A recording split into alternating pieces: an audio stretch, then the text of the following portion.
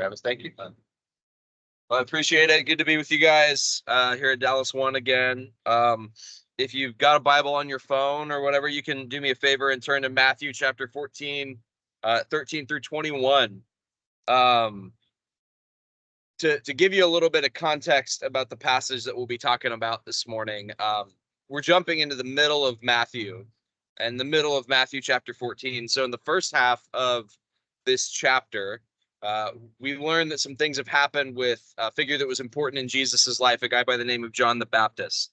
When Jesus began what's called his public ministry, the period of time where he's really active preaching and teaching from about 30 to 33 years old, John is kind of at the center of that. John the Baptist kind of lives up to his name, baptizes Jesus, and that really kicks off Jesus's time in the public eye. And then throughout the rest of Jesus's ministry, there are a number of times where his life intersects with John's. We know that John is somehow a relative of Jesus, and so they probably grew up together. There's moments in the gospel where John's disciples go to Jesus' disciples and they have a conversation. It actually prompts the Lord's Prayer. Jesus' disciples go to him and say, hey, John taught his disciples how to pray. Can you teach us how to pray? So they're talking to each other. There's a moment where John is arrested and he sends a message to Jesus and he says, I've been preparing the way for the Messiah. Are you him or should I be looking for somebody else? Because things aren't looking good for me and I want to make sure that if I die, I'm dying for the right reasons. And so John is an important figure in Jesus's life. And he does end up getting arrested. The reason is that John is really comfortable with making important people uncomfortable. He has no problem saying offensive things to people in positions of power and authority and leadership. And eventually, he makes the wrong people upset. There's a man named Herod who is in a relationship with his brother's wife. He's a political leader in Jesus's day. And John essentially calls out Herod on this immorality and says, you shouldn't be doing this. Herod throws John in prison. But Herod's afraid to put John to death because John is so popular among the people of Israel. He's afraid that he's going to cause a riot. And so John sits in prison until one day on Herod's birthday, he's throwing this lavish feast, this giant party and celebration of his birthday. And he's probably had a little bit too much to drink, and he makes a promise to somebody at the party. He says, whatever you ask of me, I'll do for you. And this particular individual and her mother were not huge fans of John the Baptist, and they said, we want you to put John to death. And Herod, realizing that he sort of made a promise in front of a bunch of people that he has to keep, ends up having John executed at this feast. And that's where our passage picks up in Matthew chapter 14, verse 13. We read that Jesus heard this, and when he heard this, he withdrew from there in a boat to a desolate place by himself. But when the crowds heard it, they followed him on foot from the towns. So what we see here is Jesus making a choice that is profoundly human. Somebody that's really close to him, somebody that he's probably grown up with and much of his adult life has been spent around, has just been executed in this brutal way. And so Jesus responds by withdrawing. The Gospels tell us that Jesus does this relatively frequently. He often withdraws to a desolate place to spend time in prayer. And that's probably what's going on here. He's reacting, he's processing to this this terrible news that he's received. And he's also probably doing this because he knows that if they put John to death, he's next on their list. And so he's got this twofold thing. One is practical. Jesus's time hasn't yet come. He knows that he's going to the cross, and so he needs to avoid being caught up by Herod. But the other is sort of emotional. He's got to deal with the grief of losing someone close to him. One of the challenges for us, I think, as Christians, is holding in our minds these two things that we believe are true about Jesus. One is that he's fully God, and the other is that he's fully man. And it's hard to hold that in our mind because none of us have ever personally met somebody who is fully God and fully man. Like I don't care how wonderful your mom is. She's not divine. You might say your mom's a saint, but she's not God. And so we have to essentially imagine what is it like to interact with somebody on a day-to-day basis who is at the same time totally human, totally God. And we tend to default in our minds to the divinity side of Jesus. And the problem with that is that we end up imagining when we like read stories from the Bible that Jesus is sort of just hovering like 2 or 3 inches off the ground and doesn't ever react to anything. But Jesus is also fully human, and so he responds in a way that's not sinful with human emotions. And Jesus, in response to this, withdraws. He takes time to grieve and to mourn and to process and reflect when life is hard. But he doesn't get a ton of time to himself. Uh, the next verse says that when he went ashore, he said, well, not the next verse, rather, but that same verse says that he's followed by the crowds. So Jesus is withdrawing, the crowds are following Jesus, because even though Jesus needs a break, people don't want a break from him. Um, if you've got kids, you know that this is just how life works. Like they don't care if you're sitting at the kitchen counter trying to figure out how you're going to pay the bills. They don't care if you're dealing with sort of a complex relationship with your parents and trying to figure out how to talk with them. They don't care if you and your spouse have just had a fight. They want your attention. And it doesn't really matter to them what's going on for you. They want you. And this is the same with Jesus. I think what makes the next verse so remarkable is that everything we know that's going on with Jesus, with the loss of John and him grappling with this, we still read that in verse 14, when he went ashore, he saw a great crowd and he had compassion on them and healed their sick. You know, we're living in this cultural moment where I think you've got kind of two competing voices. You've got what I would call hustle culture, this idea that like you need to work as hard as you possibly can at all times. These are the people that if you scroll through social media, they make you feel bad for not having like 2 or 3 or 4 jobs so that you can retire at 30. And the truth is that there's probably something good about that. It is a good thing to work hard and pay your bills and take care of your family. But at the very same time, if anybody had a reason to work themselves into the ground, it would have been Jesus, right? Jesus is fully God. And if anybody should push through and just keep going, it's Jesus. But Jesus withdraws. Jesus takes a moment to grapple with what he's going through. Similarly, I think you see this a lot with people in my generation. They push this idea of like, take care of yourself. It's kind of the idea that's captured if you've ever flown on a plane and they say you need to put your mask on before you put the other person's mask on. Make sure you're taking care of yourself. Don't worry about what other people need. Put you first. Again, not bad. Like if you're going through a rough season, sometimes you need to just lay low and deal with your own problems.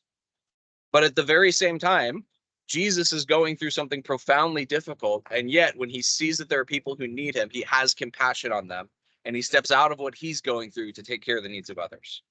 So both of these ideas that you see in our culture, they don't sit comfortably with Jesus. Jesus is willing to withdraw, but Jesus is also willing out of compassion to care for people in need. We read that Jesus steps out of his isolation and he begins to heal the sick. This probably included teaching, preaching, healing, talking with people about their problems. And then we read in verse 15 that it was evening and the disciples came to him and said, "This is a desolate place and the day is now over. Send the crowds away to go into the villages to buy food for themselves." And Jesus said, they need not go away. You give them something to eat. By all appearances, Jesus has spent his whole day with this group of people kind of out in the middle of nowhere. And the disciples point out the obvious. It's the end of the day. The sun's going down. We're in the middle of nowhere. These people need something to eat. Let's just call it. Send them back home. Now, part of me wonders if this is not the disciples sort of asking for a friend. Maybe they're just tired and they're done. And they're like, hey, these people are tired. Let's go home. Let's end the day.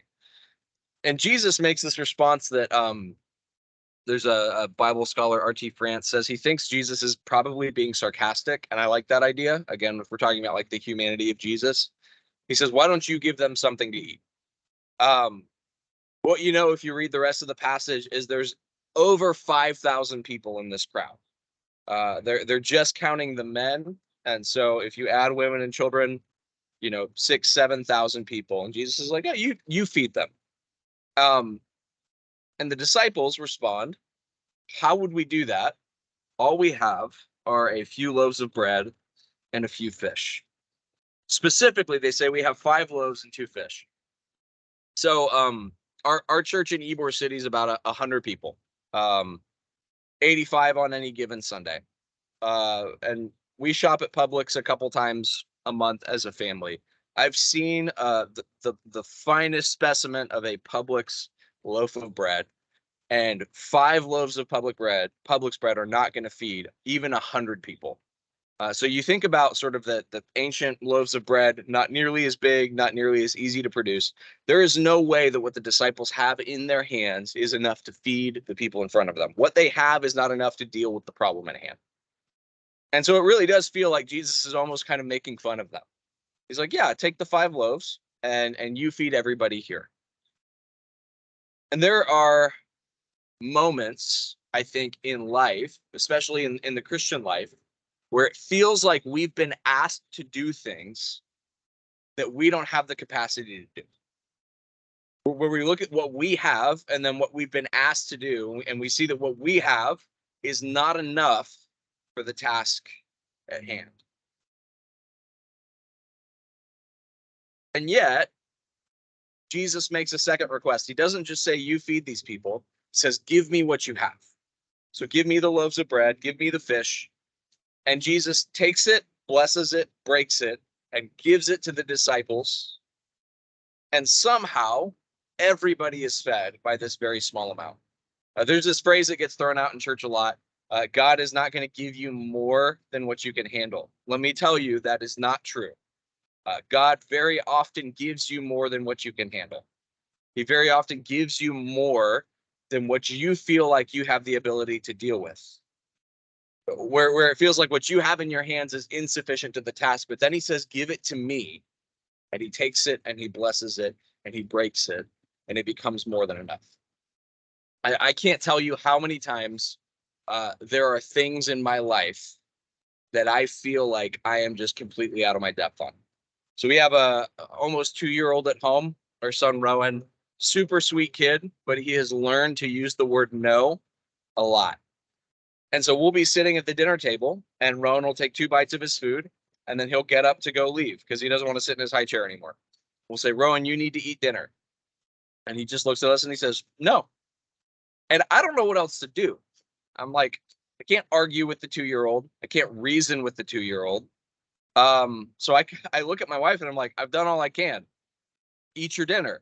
No. And it's a small and silly example, but there's so many times in life where we just say, like, I don't have the resources for this. I wasn't trained for this. We just put a new roof on our church. There wasn't a single class in seminary that taught me how to pick the best roofing contractor. I just don't know.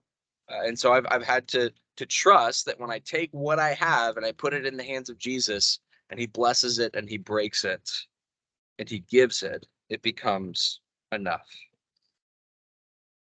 Most Bible scholars, when they look at this passage, they say that Matthew chooses his verbs carefully. The language he uses to describe this is meant to cause us to think of other events in the Gospels. He takes, he blesses, he breaks, and he gives. And this is an allusion to another event. It would be kind of like if I started this talk by saying a long time ago in a galaxy far, far away. Like you would know that I'm referencing something else. The other place where this taking, blessing, breaking, giving language shows up is at the Last Supper on the night when Jesus is betrayed, when he takes bread. And after he gives thanks, he blesses it and he breaks it and he gives it to his disciples. This event from which we get the practice of communion. There's a picture that hangs in my office at our church of Jesus standing over the communion table with the bread and with the wine. And it's meant to remind me of the fact that whenever we celebrate communion as a church, it's not actually me who's inviting people to the table, it's Jesus. It's Jesus's table and not my own. And I think that we're meant to think about communion, but we're also meant to think about another table, the table that this story started with, Herod's table. Matthew 14 begins with Herod throwing a party, throwing a feast in celebration of his birthday. And it's a feast that brings about the death of Jesus's friend John. And Matthew 14 ends with Jesus throwing a party, throwing a feast out in the middle of nowhere, in a desolate place. And yet it's a feast in which Jesus provides more than enough. And so I don't know where you feel like you're lacking. I don't know where you feel like life is too much for you, but I can promise you that in the hands of Christ, what little you bring becomes more than enough. Let's take a moment. Let's pray, and I'll turn things back over, and you guys can step into your day. Father in heaven, I just pray that you would bless my friends here at Dallas One as they step into another day of work and labor. God, whatever's going on in their personal lives, wherever they feel overwhelmed, God, I pray that you would bring peace. God, where they feel like they are lacking, God, I pray that you would bring abundance. And God, I pray that they would increasingly see the goodness and the grace of Jesus in their lives. God, I ask all of these things in Christ's name. Let me say,